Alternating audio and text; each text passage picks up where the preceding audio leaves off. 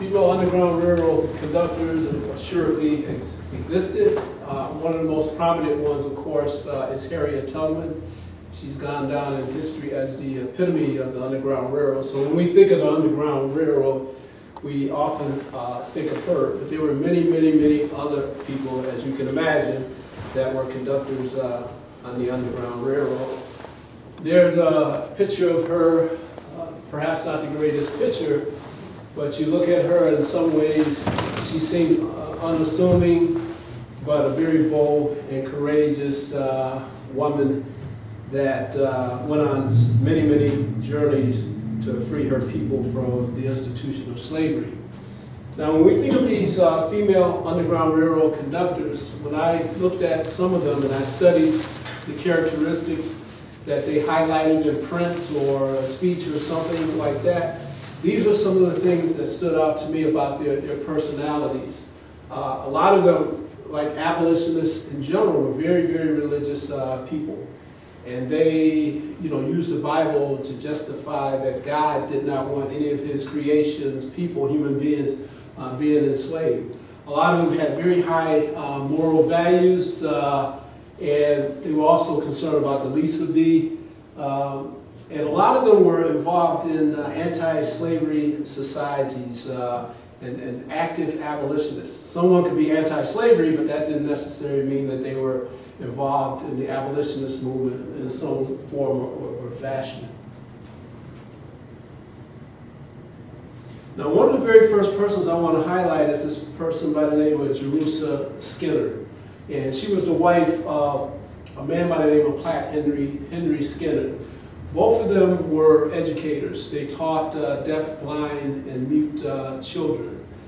They met at a New York Institute for Deaf, Blind, and Mute Children. They got together, and eventually they would open up their own school. One of the first schools that they opened up was in Washington, D.C. And that school was for anybody, black, white, or what have you. If you had any of these disabilities, you could go to that school.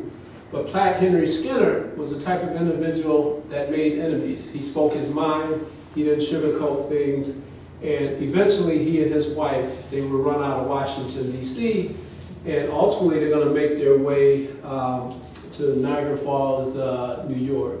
So you can see Jerusha married Platt Henry Skinner in July 13, 1854. I'm not sure where she was from, but at some point in her life, she's going to move from Niagara Falls to Trenton, New Jersey, and ultimately back to Corning, New York. Now, Niagara Falls at that time, a part of it was called Suspension Bridge.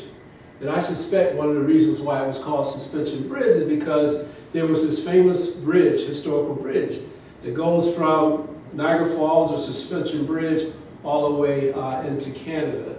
Many fugitive enslaved persons that came through Niagara Falls, they traveled over that bridge to get to Canada.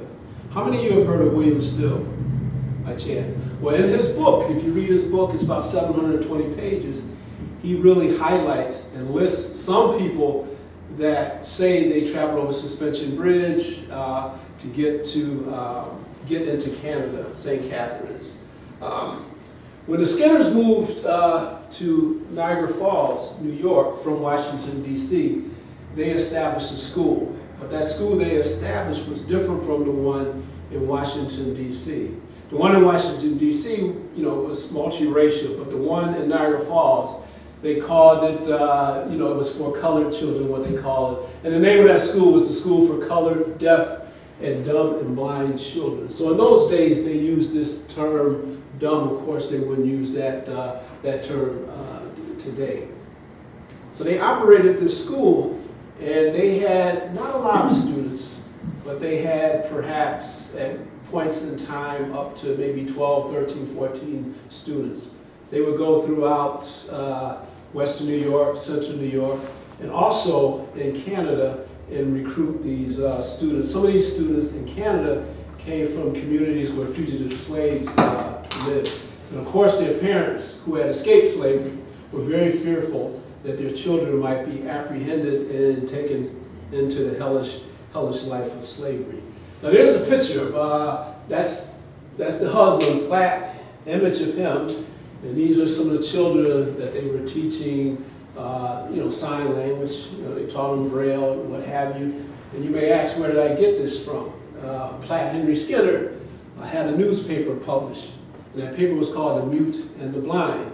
And in that paper, you would see pictures such as this. All right, the Niagara Falls Gazette newspaper had some of these images, and also I found a journal at the University of Rochester that has some of these images, an annual report that Skinner and his wife put together.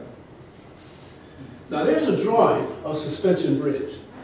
I don't know who did this drawing, but it's an actual drawing. If you look at this bridge, on the top you see a train, and that's how Suspension Bridge was. The train traveled over the top, and at the bottom, citizens could actually walk from Niagara Falls, New York, or Suspension Bridge at that time, right into Canada. I think you paid maybe 2 cents or something at the Niagara Falls entrance, and then you just walked through and you were able to get in on the other side. Sometimes people that were Underground Railroad conductors, they would hide enslaved people in their wagons and take them right over into Canada. That's the front entrance of Suspension Bridge. All right?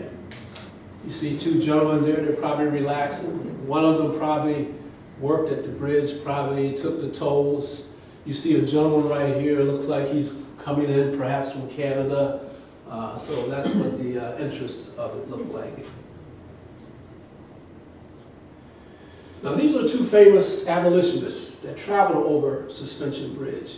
One, of course, is Harriet Tubman, and the other one you know is Frederick Douglass. Harriet Tubman wrote, she didn't write it, but a person that was a school teacher, I think her name was Anne Braden, don't quote me on that one, but she wrote 2 autobiographies for Harriet Tubman, and Harriet Tubman told her story. And one of the stories she told was how she traveled over Suspension Bridge as an Underground Railroad conductor with a passenger by the name of Joe. Where did she get Joe from? She got Joe from the state of Maryland, around where she came from. She came from Bucktown, Maryland. And she got Joe. Joe was young, very expensive. His owner reasoned that he could get a lot of uses out of him since he was young, right? So Harriet Tubman got Joe, took him from Maryland, barely escaped. Joe was frightful that he was going to be apprehended. Probably Harriet was too. But eventually, they get to Suspension Bridge. And when they got halfway over the bridge in a train, they were traveling over a train, Harriet Tubman rushed across the aisle, and she shook Joe very hard. And she said to Joe, Joe, you're a free man. You escaped the lion's paw. And Joe broke down and started crying and thanking God. Well, those are direct quotes from what Harriet told the person that told her story. The other individual, of course, is Frederick Douglass. And in the Niagara Falls Gazette newspaper in 1858, there was an account of Frederick Douglass leaving Rochester with 2 fugitive enslaved persons traveling over Suspension Bridge, taking them into Canada. So Frederick Douglass not only talked the talk, he walked the walk too. He wrote the abolitionist newspaper, the North Star, and he helped individuals escape on the Underground Railroad. If you look at his book, Frederick Douglass, The Life and Times of Frederick Douglass, the last autobiography he wrote, I think it's page 320, he talks about himself being this conductor, how he and another person named Morris, how they worked on the Underground Railroad helping to free persons out of slavery. So he traveled over Suspension Bridge as well. Now, getting back to Jerusha Skinner, this is a list according to the United States Census in 1860. This is a list of students at Jerusha's school. And if you look at the top, her husband was 36, male, Jerusha's 29. They had a child by the name of Henry Skinner, he was 4. And these other people, except for the printer down here, these are people that were at their school. Here are their ages, how they were categorized as race at that time. At that time, if they were mixed race, they called them mulattoes. the gender, male or female, where he got them from, right? If it's Canada, they probably came from those fugitive slave communities, because he traveled to Canada and recruited students from fugitive slave communities, and then it tells what their disability is over here, all right? So this was 1860, and these were some of the students. This student right here, Eliza Wilson, was 5 years old at the time, and his parents had heard negative things about the Skinners. And they actually came to the school to inquire to see what was going on. And when they saw what their child could do in terms of sign language, they were very impressed, and they dismissed the rumors that they had heard. And they wanted their child to stay at this school and get the education that they were getting from the Skinners. Now, as I said before, the Skinners produced this newspaper. They were both abolitionists. They followed the trends of what was going on. They were like William Lloyd Garrison. They were religious. They wanted enslaved people to be freed. They used the Bible to justify their beliefs. And they not only wanted to just tell people orally, they wanted it to be published in this paper, The Mute and the Blind. And it was published monthly, and they charged about $1 for it. So it was a fundraising mechanism for them to get money to not only help fund the school, but to continue to publish this paper. And you can see, they came to Niagara Falls, New York in 1858, and they stayed in Niagara Falls about 3 years, and eventually they're gonna move from Niagara Falls to Trenton, New Jersey. But while they were in Niagara Falls, I don't have concrete evidence that really proves it, but I have circumstantial evidence to prove that they were Underground Railroad conductors. And how? Because when you read the Skinner's paper, he talks in codes about helping runaway enslaved people. And at that time, we all know, if you were accused of helping a fugitive enslaved person in 1850, with the Fugitive Slave Act of 1850, you could be prosecuted, charged up to $1,000 per $1,000 and I think six months in jail for each fugitive enslaved person that you aided. So it was dangerous to try to aid someone. I have a question. I know this is about the Underground Railroad and everything, but you're talking about the school. Yes. In your research, and if I don't ask this now, I'll forget to ask it in the right way. Do you have any information about what happened to those children as they got older? Did the Skinners help them find employment? I don't know what happened to them, but when they were in Washington, D.C., they had some of these children from like New York State with them. And they brought those students back to Niagara Falls to be educated. Some of them went back with their parents, but they took some of them with them. So I suspect when they went to New Jersey that they probably took some of these kids with them, because they had this special school for special needs that the parents knew that these kids needed. Now after that, I don't know what happened to them, but that's some research that someone could take on to try to find. You might have seen it in your research, but you didn't, so I was just wondering. Yeah. Thank you. Good question. Now, in terms of codes, read that. That came out of Skinner's paper in reference to the Underground Railroad, and he and his wife work hand in hand. They work hand in hand.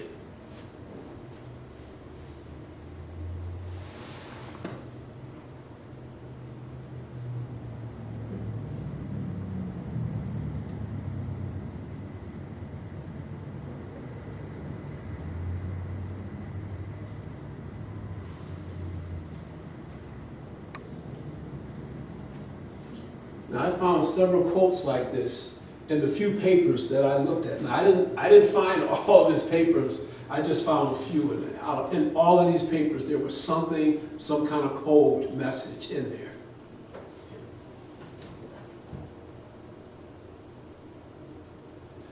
The next person I have here is Catherine Harris. Anybody ever hear of her?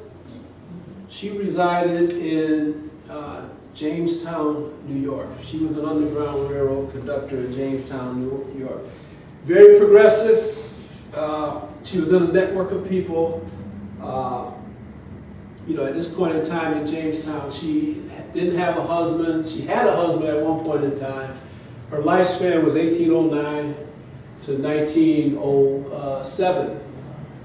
She and her daughter, they lived in Buffalo, New York with her husband. Her husband passed away.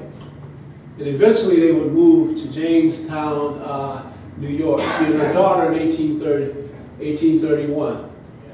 And it's reputed that she and her daughter were the first African-American family in Jamestown, New York.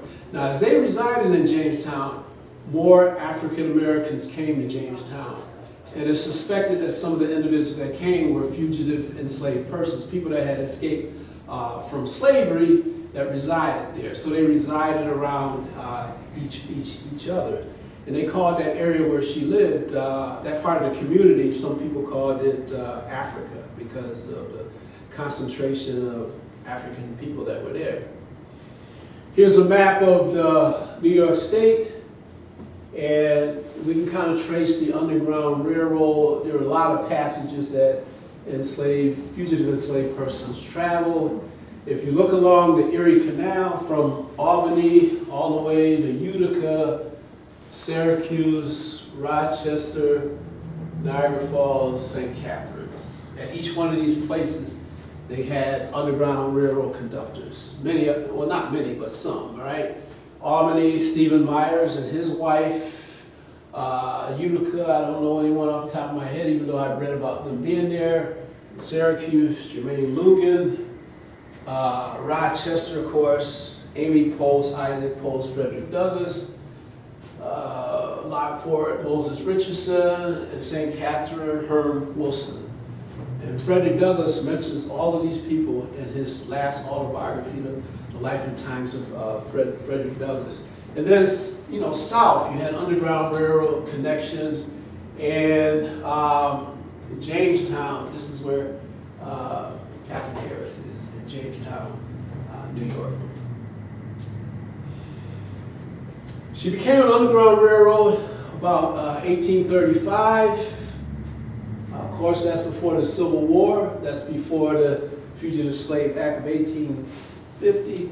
But the Fugitive Slave Act of 1873 is in effect. So there's a Fugitive Slave Act in effect, but the one in 1793 is not as effective as the one in 1850.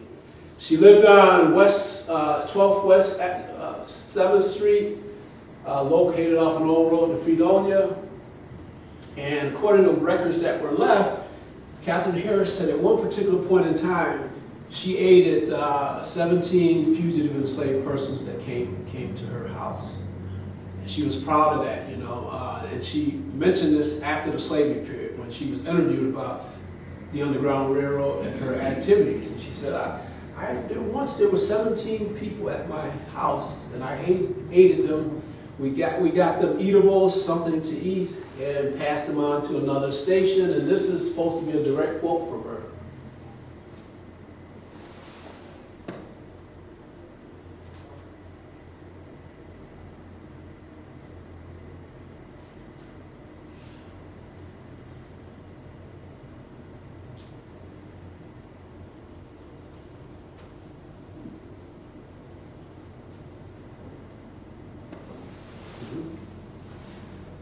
So all throughout these communities, there are perhaps a person or two to aid these fugitive enslaved persons that are trying to gain their freedom.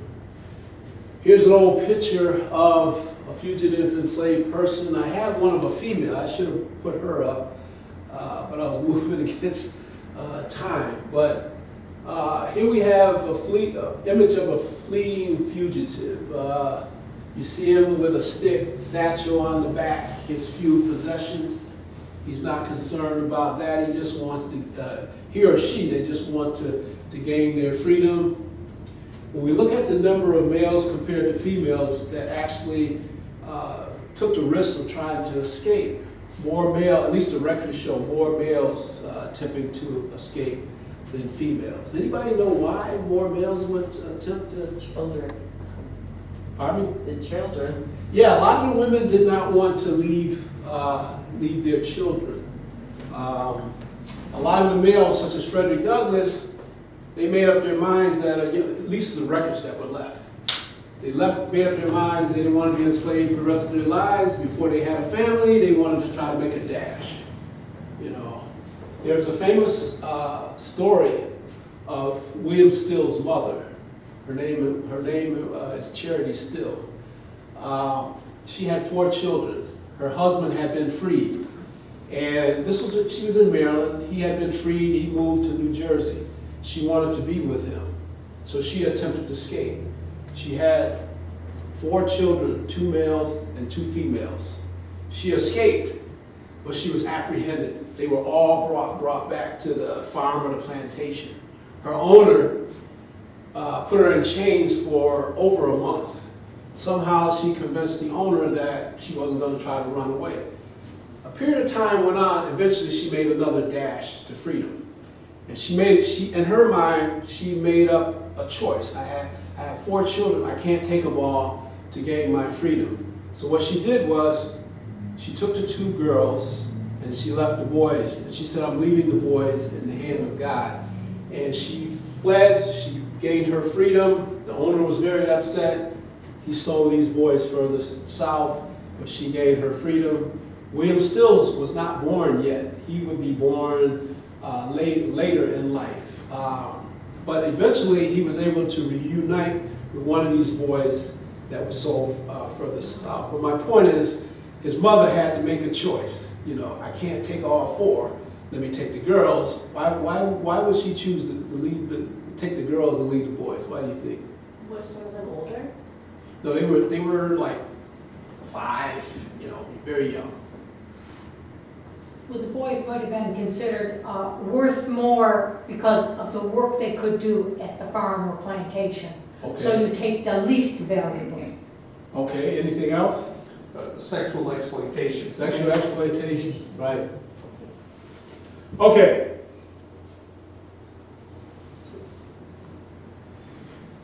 How many of you have heard of Amy Post? I'm sure a lot of you have, right? Yes? Well, in Rochester, New York, we have Amy Post, very famous abolitionist.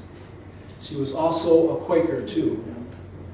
When you think about the Underground Railroad, a lot of the agents that helped were Quakers.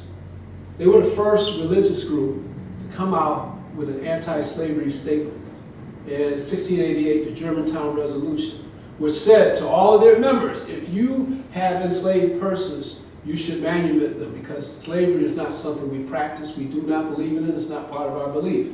So Quakers were instrumental on the Underground Railroad. So when you read a lot of slave narratives, it's oftentimes Quakers that are aiding, not solely, but often aiding individuals to gain their freedom. And Amy Post was a Quaker, all right? And we know that eventually she's going to reside in Rochester, New York.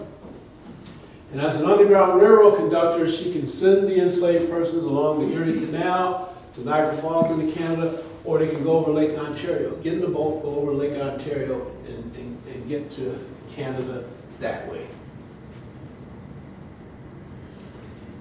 All right, she was married to Isaac Post, and then I just told you about the Germantown Resolution of 1688. Right, Amy Post. The Postes moved to Rochester in 1836, and in 1842 they formed the Western New York Anti-Slavery Society. So they talked the talk and they walked the walk as well. Right? They part of this organization. They were also conductors on the Underground Railroad. Their home served as an Underground Railroad station. And I got this off the internet. This is a picture of their home, right there, outside, inside. I don't know who these people are. One of them perhaps is Amy Post, maybe a friend, sister, or something like that.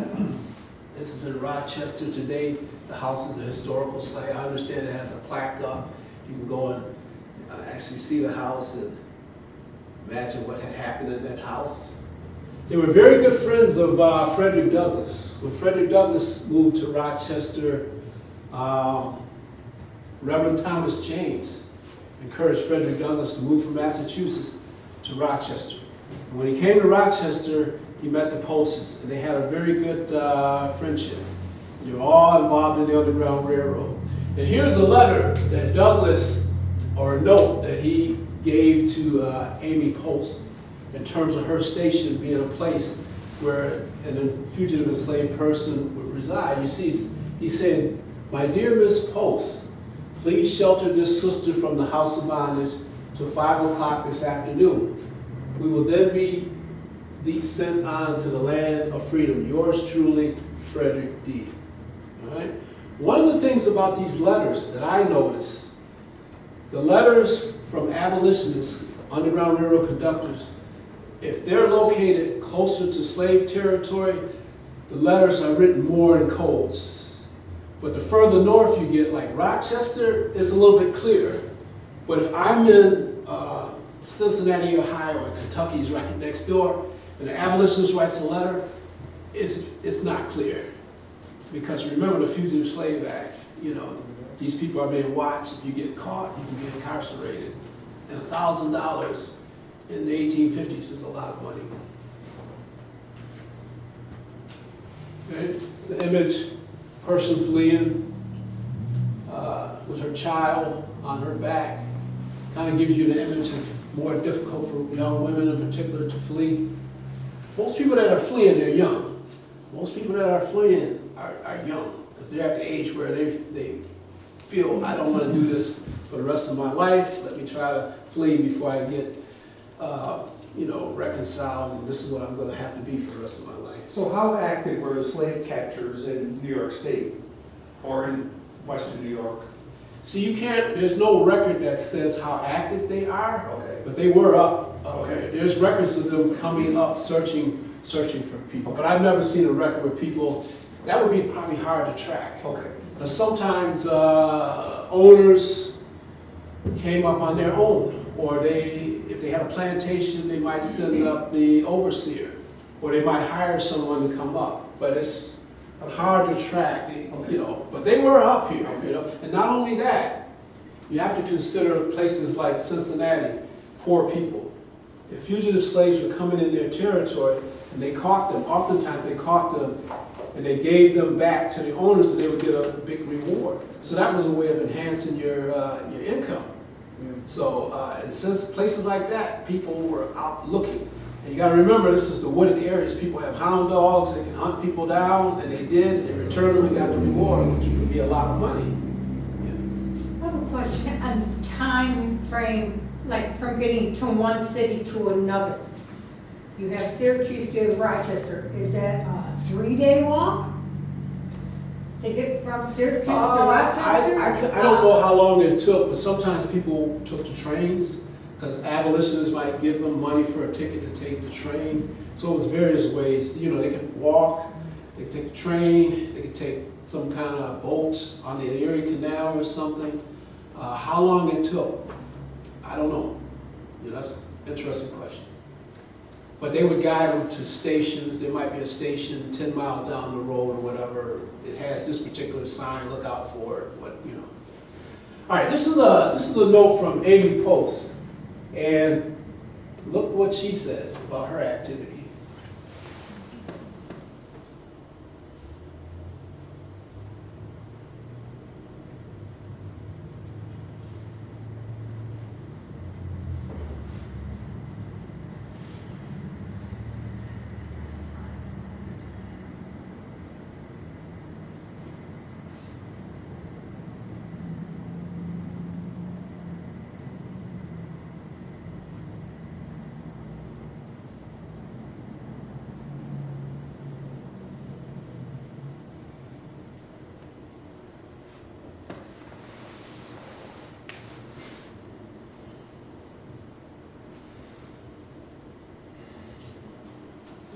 Should I read it? Anybody? No.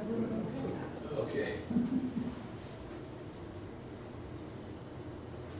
Now, one of the things about Amy Post is she encouraged a very famous narrative to be written, Harriet Jacobs. Some of you probably heard about this enslaved woman that was She stayed in the attic 7 years to escape her master. Well, Harriet Jenkins and her brother, William, they came and stayed in Rochester.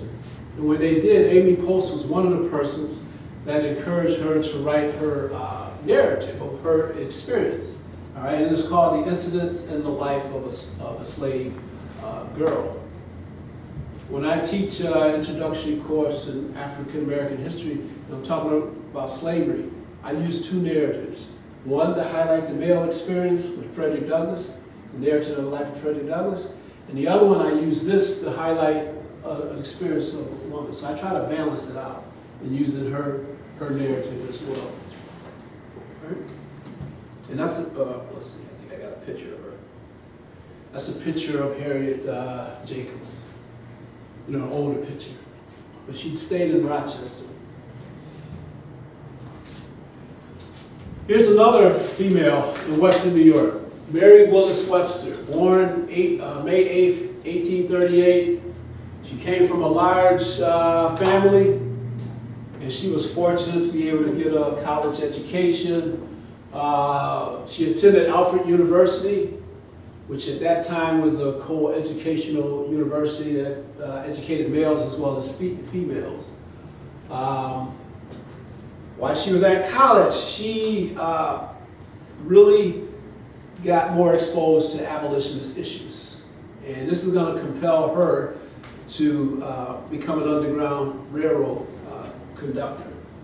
One of the books she read while she was in college was this book, Uncle Tom's Cabin. Anybody here ever read Uncle Tom's Cabin? All right. In the 19th century, a lot of people that read this book, they had never really thought much about slavery, but it converted a lot of people, especially in the North and in England and Europe, to be anti-slavery. So when Mary Willis Webster read this, it really made her become even more and more anti-slavery. Uncle Tom's Cabin, 1852, when it first came out, the first year it sold over 300,000 copies. And according to Harriet Beecher Stowe's daughter, her daughter said when Harriet met Abraham Lincoln, one of the things he said to her was, you're the person that started this Civil War. Because when you think about the Civil War, there's certain events that are considered sparks that helped to cause the Civil War. You know, Kansas-Nebraska Act, the Fugitive Slave Act of 1850, John Brown's raid on Harper's Ferry, Lincoln being elected to the presidency. And this book right here, all right, these were sparks that helped to, historians say they helped to cause the Civil War. Now, one of the key characters in Uncle Tom's Cabin is this person right here, Uncle Tom, and many people think that Josiah Henson, this real life person that escaped from slavery, was Uncle Tom, all right, because Harriet Beecher Stowe, she read his book, so people aren't sure, but they think she got the idea of coming up with Uncle Tom from this individual here, Josiah Henson, who escaped from slavery and resided in Canada. Now, after college, she married her husband, John Webster, and she resided on the land of her father, and then she became an Underground Railroad conductor. She used to take fugitives from Timeline, New York, where she lived, and she would take them by wagon into Buffalo and ultimately into Canada. All right. So some of these women, they were active, but they didn't get highlighted like some of the other figures. All right. We know about Harriet Tubman, but there were many, many other people that were involved in this Underground Railroad activity. Another person, Mary Orton Root, she lived in Peking, New York, which is near Lockport.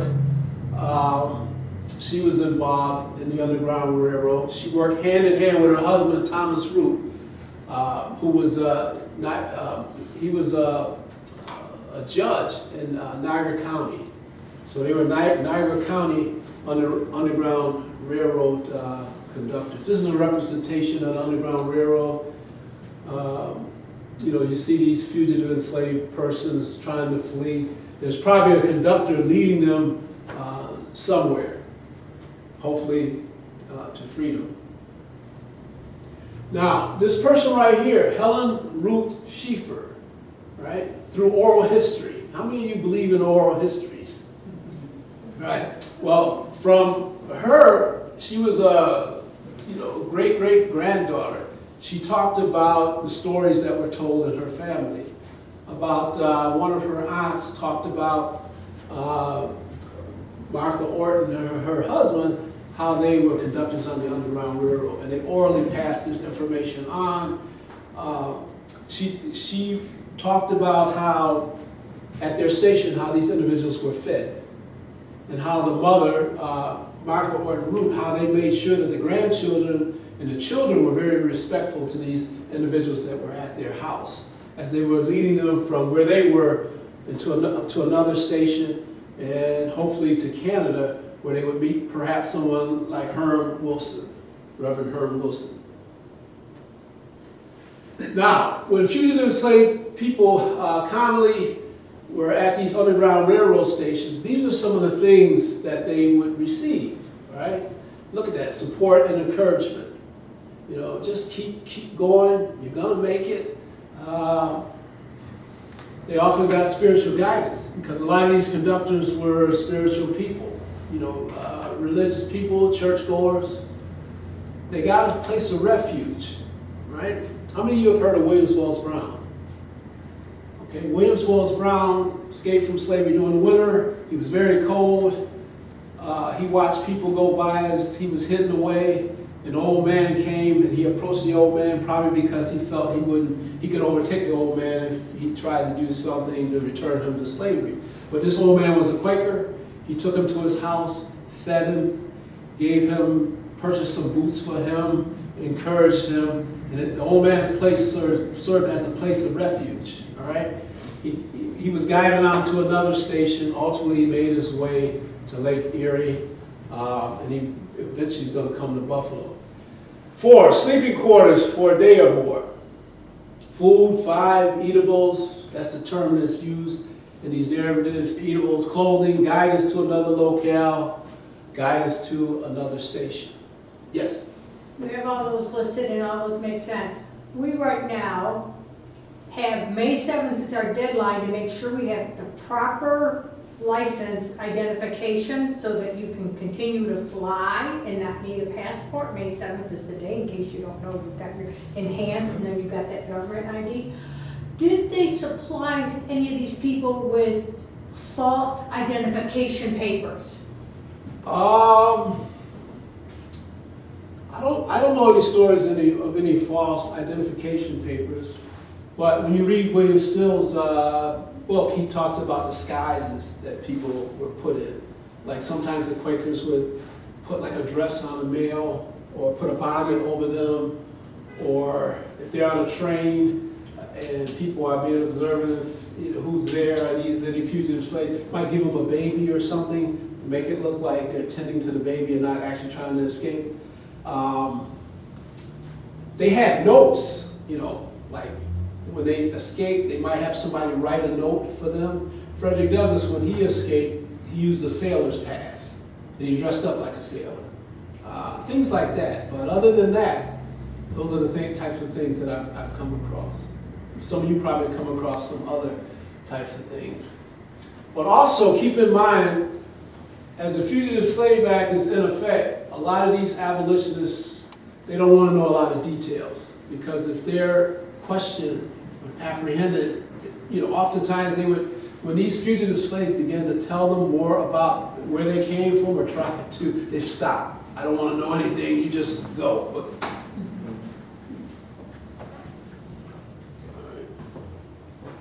That's a picture of the Michigan Avenue Baptist Church in Buffalo in the 19th century. And that most likely, some people say no, but many people believe it was a station on the Underground Railroad. Williams Wells Brown used to attend that church, who I just mentioned. Susan Farley Porter, she was a Rochester, New York Underground Railroad conductor. She was involved in Ladies Anti-Slavery Society. She married Samuel Porter, and they both were part of the Western New York Anti-Slavery Society. And they had a home on South Fitzhugh Street. They may have known Frederick Douglass, I don't know. But they were in Rochester. They most definitely probably knew the Postes, Amy and Isaac Post.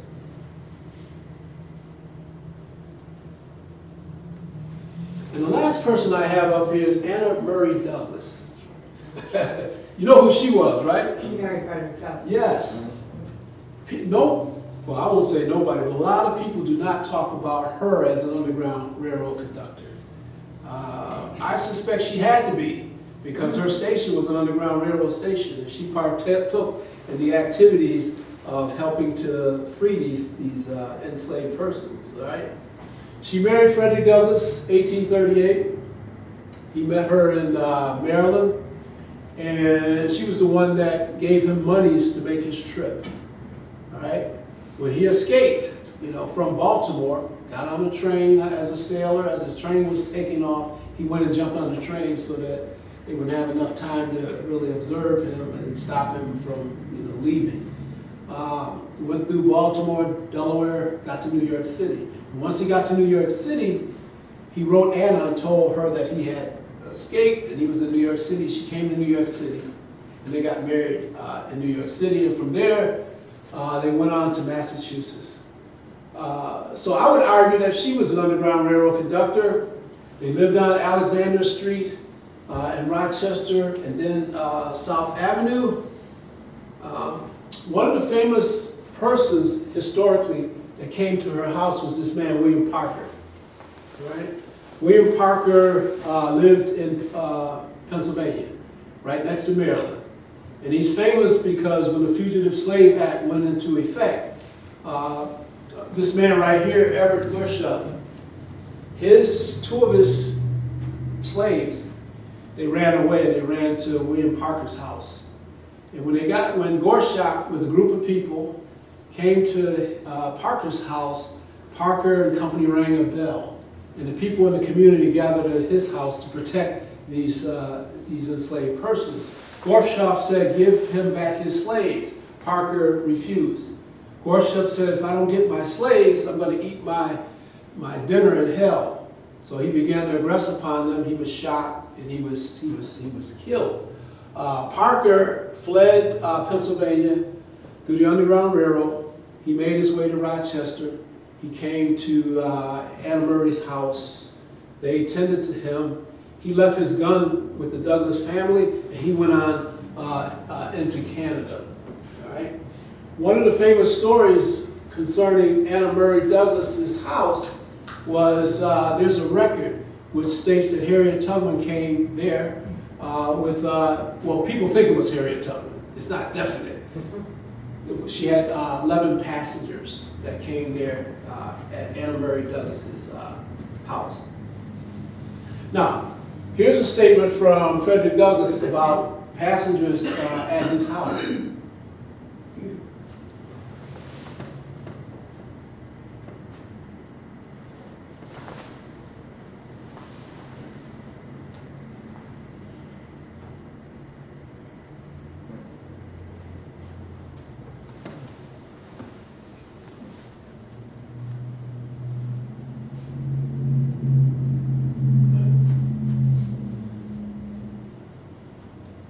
Everybody read it?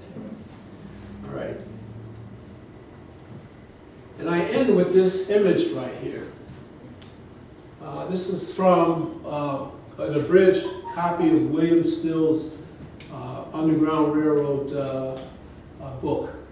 The Underground Railroad book was published 1872 after the slavery period. William Still used to hide these documents. When fugitive slaves came to his station, he took records. And he used to hide these in like the cemetery or what have you.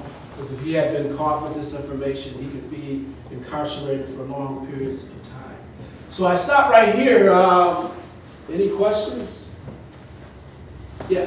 If you kept records, does that mean that that helped people actually find their family members afterwards? Well, that's one of the reasons why he kept records, because if another person, and some did, will come to his station and one of their relatives or friends escaped, and he might be able to tell them where they went, because oftentimes these people that helped him, they would write him a letter or have someone write a letter for them thanking him for what he did and telling them the areas in Canada that they were from. So if he still had this information, someone else came through, he could say, well, I heard that they were over here. And still, even we have records of him even going to Canada and scouting out the place and interacting with some of the people that he had helped to free.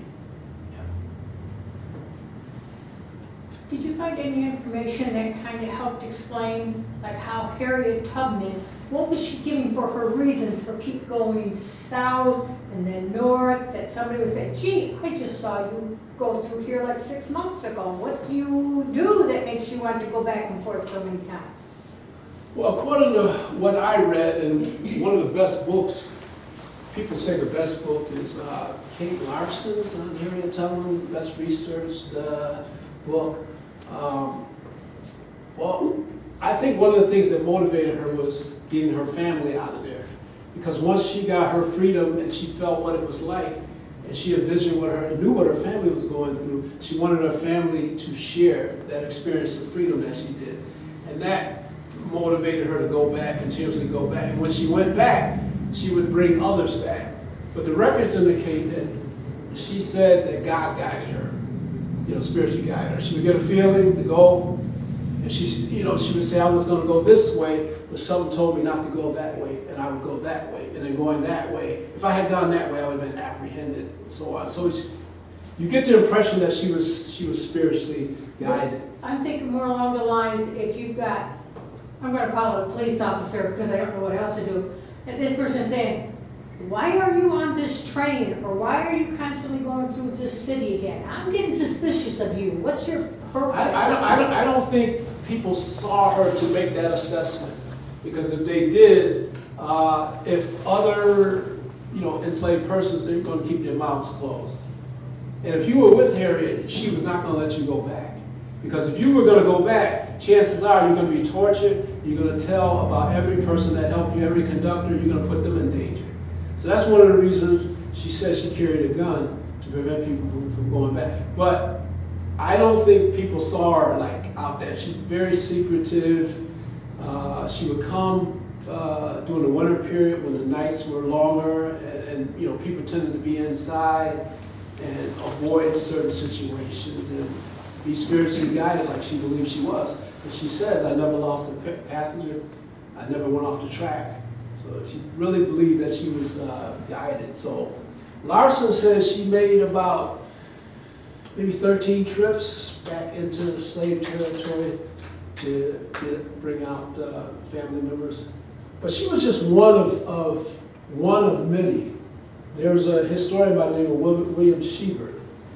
He said from his records, he found out every year in the 1850s about at least 500 people would go back into slave territory to bring out family members. So she was probably one of many, because it's very risky, because if you get caught, you're probably going to get tortured or what have you. So.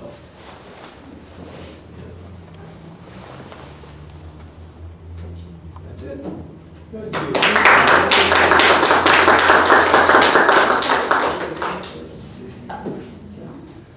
I had a video, but I didn't want, it might be enough for now.